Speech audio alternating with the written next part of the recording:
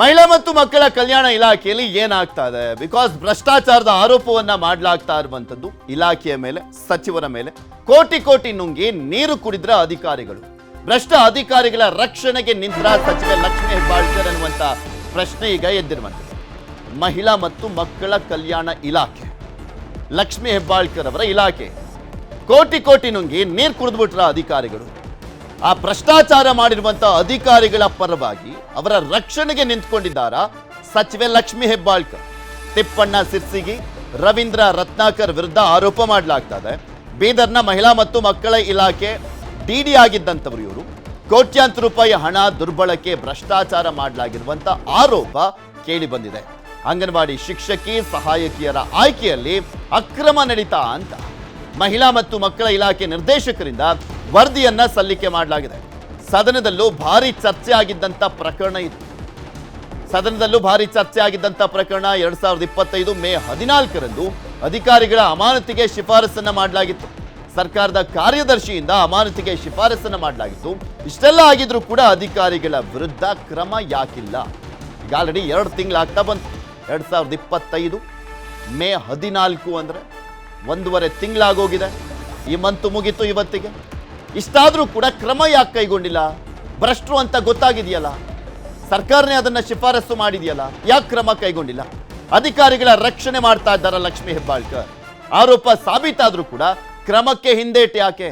ವಿಶ್ವಕ್ರಾಂತಿ ದಿವ್ಯಪೀಠದ ಅಧ್ಯಕ್ಷ ಓಂ ಪ್ರಕಾಶ್ ಪ್ರಶ್ನೆಯನ್ನ ಮಾಡ್ತಾ ಇದ್ದಾರೆ. ತನಿಖೆ ವೇಳೆ ಅಧಿಕಾರಿಗಳಿಬ್ಬರ ಕರ್ತವ್ಯ ಲೋಪ ಬೆಳಕಿಗೆ ಬಂದಿದೆ.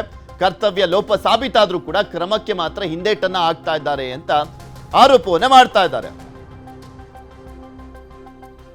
ಬೀದರ್ ಜಿಲ್ಲೆಯಲ್ಲಿ ಮಹಿಳಾ ಮತ್ತು ಮಕ್ಕಳ ಅಭಿವೃದ್ಧಿ ಇಲಾಖೆಯಲ್ಲಿ ತಿಪ್ಪಣ್ಣ ಶಿರ್ಸಿಯವರು ಮತ್ತು ರವೀಂದ್ರ ರತ್ನಾಕರ್ ಮಾಡಿದಂಥ ಭ್ರಷ್ಟಾಚಾರ ಅತ್ಯಂತ ಭ್ರಷ್ಟಾಚಾರ, ಸುಮಾರು ಕೋಟಿಗಟ್ಟಲೆ ಭ್ರಷ್ಟಾಚಾರ ನಡೆದಿದೆ.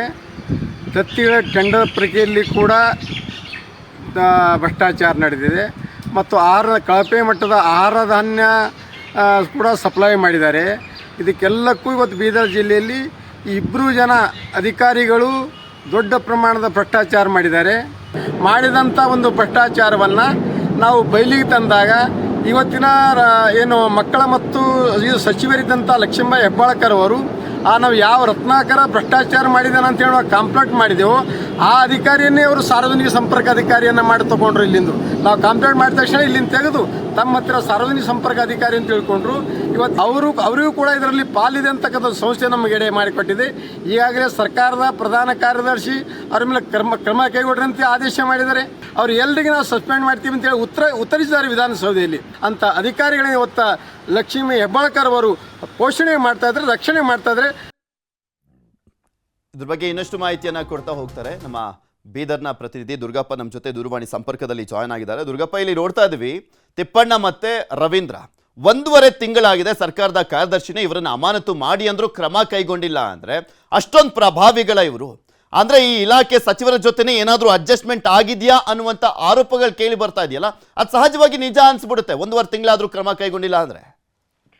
ನಿಜಕ್ಕೂ ಪೃಥ್ವಿರಾಜ್ ಏನು ಭ್ರಷ್ಟ ಬೆನ್ನಿಗೆ ಏನು ಸಚಿವೆ ಲಕ್ಷ್ಮೀ ಹೆಬ್ಬಾಳ್ಕರ್ ಅವರು ನಿಂತ್ರ ಅನ್ನೋ ಒಂದು ಅನುಮಾನ ಈಗ ಕಾಡ್ತಾ ಇರ್ತಕ್ಕಂಥದ್ದು. ಅದಕ್ಕೆ ಪೂರಕವಂತೆ ಈಗ ಏನು ವಿಶ್ವಕ್ರಾಂತಿ ದಿವ್ಯಪೀಠದ ಅಧ್ಯಕ್ಷರಾಗಿರ್ತಕ್ಕಂಥ ಓಂ ಪ್ರಕಾಶ್ ರೊಟ್ಟೆ ಅವರು ಈಗ ಗಂಭೀರ ಆರೋಪವನ್ನ ಸಚಿವರ ವಿರುದ್ಧ ಮಾಡಿರ್ತಕ್ಕಂಥದ್ದು. ಏನು ಏನು ಬೀದರ್ ಜಿಲ್ಲೆಯ ಮಹಿಳಾ ಮತ್ತು ಮಕ್ಕಳ ಅಭಿವೃದ್ಧಿ ಇಲಾಖೆಯಲ್ಲಿ 2020, 21 ಮತ್ತು 22 ಸಾಲಿನ ಅವಧಿಯಲ್ಲಿ ಏನು ತಿಪ್ಪಣ್ಣ ಸಿರ್ಸಿಗೆ ಮತ್ತು ರವೀಂದ್ರ ರತ್ನಾಕರ್ ಎಂಬ ಇಬ್ಬರು ಅಧಿಕಾರಿಗಳು ಏನು ಈ ಒಂದು ಕರ್ತವ್ಯ ನಿರ್ವಹಿಸಿದಂತ ಸಂದರ್ಭದಲ್ಲಿ ಏನು ಕೋಟ್ಯಾಂತರ ರೂಪಾಯಿ ಭ್ರಷ್ಟಾಚಾರ ನಡೆದಿದೆ ಮತ್ತು ಹಣ ದುರ್ಬಳಕೆ ಆಗಿರ್ತಕ್ಕಂಥದ್ದು, ಮತ್ತೆ ಕಳಪೆ ಗುಣಮಟ್ಟದ ಆಹಾರ ಪೂರೈಕೆ ಸೇರಿದಂತೆ ಮತ್ತೆ ಕರ್ತವ್ಯ ಲೋಪ, ಹೀಗೆ ಹಲವು ಆರೋಪಗಳ ಹಿನ್ನೆಲೆಯಲ್ಲಿ ದೂರು ಕೂಡ ಸಲ್ಲಿಕೆ ಆಗುತ್ತೆ.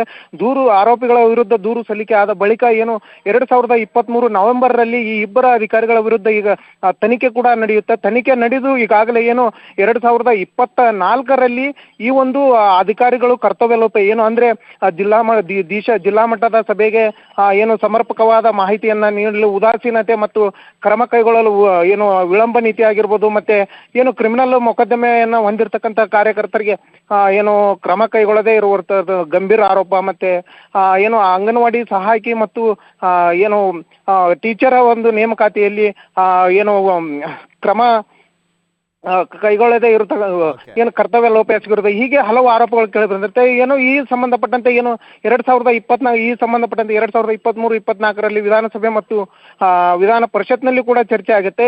ಈಗಾಗಲೇ ಏನು ಕ್ರಮಕ್ಕಾಗಿ ಏನು ಸರ್ಕಾರದ ಕಾರ್ಯದರ್ಶಿ ಆಗಿರ್ತಕ್ಕಂಥ ಕಾರ್ಯದರ್ಶಿಗಳು ಈಗಾಗಲೇ ಶಿಫಾರಸು ಮಾಡಿದ್ರು ಕೂಡ ಇನ್ನೂವರೆಗೂ ಕ್ರಮಗಳನ್ನ ಕೈಗೊಳ್ಳಲಿಕ್ಕೆ ಸಚಿವರು ಹಿಂದೇಟು ಹಾಕ್ತಿದ್ದಾರೆ.